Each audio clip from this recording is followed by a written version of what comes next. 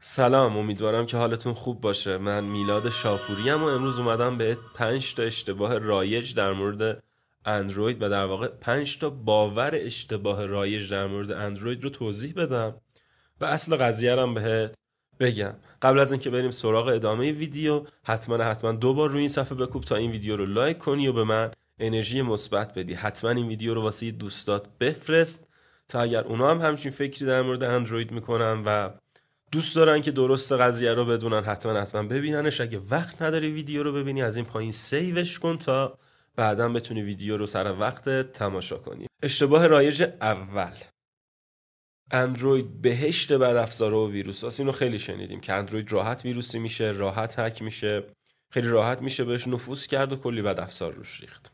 در حالی که اینطوری نیست. ما اگر بدونیم چطوری باید از سیستم عاملمون استفاده کنیم، 100% خیلی مشکل کمتری برای ما در آینده پیش خواهد اومد. کاربران اپل و آیفون اپل در واقع یه اپ استور بیشتر ندارن. اپ استورهای دیگه‌ای که مثلا توی ایران زدن هم از استخر خود اونا دارن برنامه رو میگیرن و خب 100% اپ استوری که خود اپل زده امنیت خیلی بالایی داره، در حالی که بعضی جا هم تونستن گولش بزنن. مثلا اخیراً دیجیکالا اومد اپ خودش رو یه چیز دیگه معرفی کرد و تونست توی اپ استور بذارتش. حالا با اون مورد کاری نداریم. اگر اندروید هم ما به گوگل پلی اعتماد داشته باشیم و فقط از گوگل پلی دانلود کنیم، 100% مشکلامون خیلی کمتر میشه.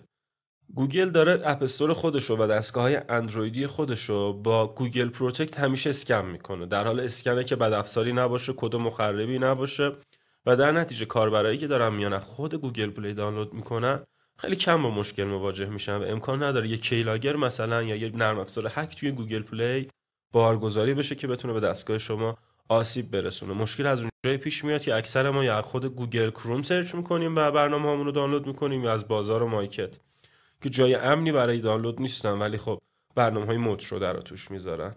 پس مشکل از کاربریه که داره خارج از اکوسیستم گوگل پلی استفاده میکنه از سیستم. البته شاید هم بعضیا مثلا ویروس رو تو این میبینن که یه برنامه کلی نوتیفیکیشن داره بالای صفحه میاره و گوشیشو سنگین میکنه که خیلی راحت میتونن نوتیفیکیشن های اون برنامه رو ببندن، به جای اینکه بگن این برنامه بد افزار و مخرب و هک میکنه و ویروس و اندروید امنیت نداره.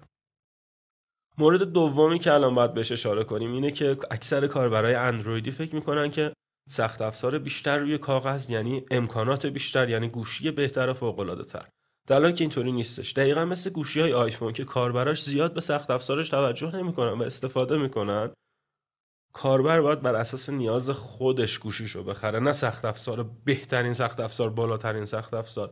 اون زمان گذشته. شاید زمانی بود که سخت افزارها خیلی قدرتشون کم بود، اندروید سخت افزار زیادی میطلبید و هر چی سخت افزار بهتر میشد اندروید کارایش میرفت بالاتر. ولی الان واقعا اینطوری نیستش. کاربرا با توجه به سلیقه خودشون میتونن شیائومی، سامسونگ، کلی برند دیگه انتخاب کنن و همچنین چه فایده‌ای داره تو بهترین دوربین جهان و گوشیت داشته باشه ولی نرم افزارت باگ داشته باشه، جای دیگه باگ داشته باشی، نتونی به خوبی از دوربینت استفاده کنی. پس این یه باور غلطی که بهترین سخت افزار همیشه بهترین گوشی رو به میده. این مورد هم تو ذهنتون داشته باشین. مورد سوم مشترک با آیفون: استفاده از تسک کیلرها یا تسک منیجر خود گوشی برای بستن برنامه. تسک کیلر چیه؟ توی گوشی دکمه وسط یا دکمه چپ رو میگیری یا صفحه رو میکشی بالا و لیست برنامه‌های بازت میان بالا و میتونی ببندیشون. باور کنید اون منو برای این نیست که شما رم گوشیتون رو آزاد کنید. اون منو برای اینه که خیلی راحت بتونید بین برنامه‌ها سویچ کنین.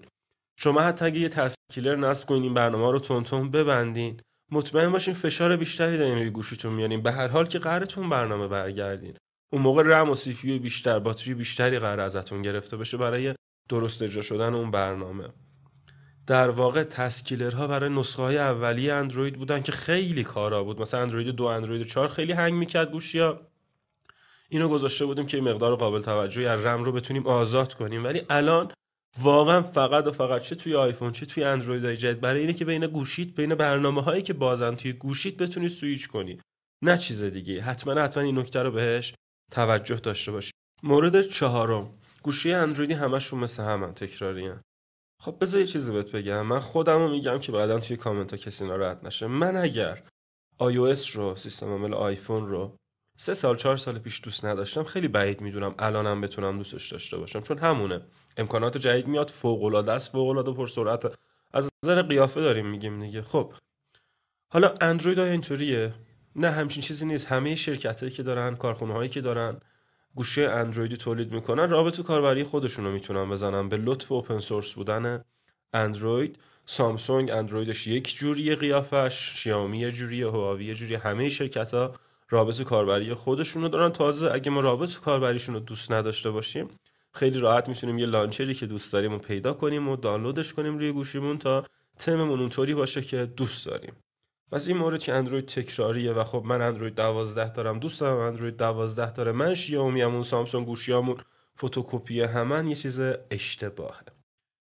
مورد پنجم و آخر میگن که اندروید یه سیستم عامل خیلی سخته برای کار کردن و خیلی پیچیده است.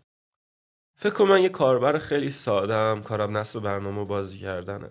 من نیاز دارم برنامه‌ام خیلی زود نصب بشه روی گوشی، من نیاز دارم بازی رو بتونم سریع باز کنم بدون لگ زدن، نیازم گوشیم زنگ بزنه، پیامک بفرستم، اینستامو چک کنم، واتساپمو چک کنم. این خب دقیقاً همون کاریو میکنه که بقیه سیستم عاملا میکنن. برنامه رو نصب میکنه خیلی راحت بدون اینکه نیاز باشه کار سختی بکنم. میتونم وب گردیمو بکنم، ایمیلمو چک کنم، برنامه‌امو چک کنم، بازی کنم. حالا دست منو باز گذاشته اندروید. اگر من کاربر حرفه‌ای نیستم، تا اینجا بسم بود. اگر کاربر حرفه‌ای ام، چیز اضافه‌ای از سیستم عاملا میخوام، میتونم گوشیمو روت کنم، میتونم کاستوم رام بزنم، میتونم بوتلودرمو لاک کنم و خیلی کارهای دیگه که قرار نیست کسی که کاربر معمولی و تازه وارد این سیستم عامل بلد باشه و قرار نیست بلد نبودن این چیزی از طرف کم کنه. پس پیچیدگی اگر هم داشته باشه واسه کاربرای تازه وارد نیست و اینم در نظر داشته باشیم.